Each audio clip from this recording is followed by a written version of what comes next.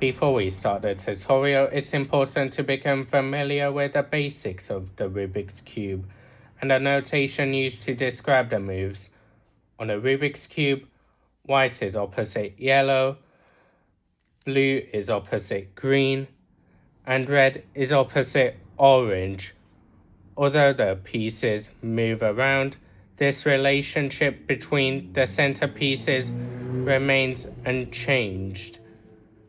A Rubik's Cube has three types of pieces: center, corner, and edge. There's a widely used notation to describe moves. R stands for a 90-degree clockwise rotation of the right side. This rotation is clockwise relative to the center of that face.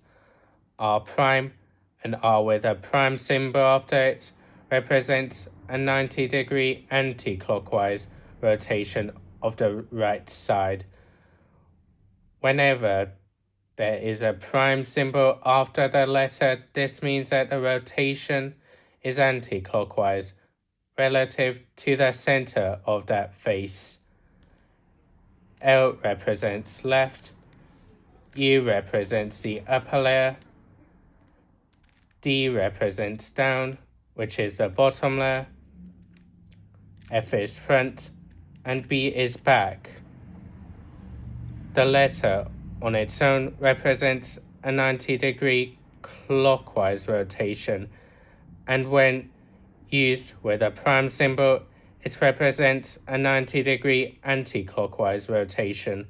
So for example, this is F, this is F prime, this is R, this is R prime, this is L, this is L prime.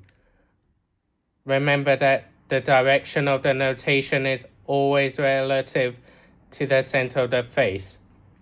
A 2 after a letter represents a 180-degree rotation, so this is R2.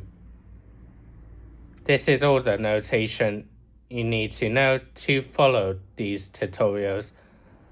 I've broken the tutorial up into short steps, so you can easily repeat a step before you move on.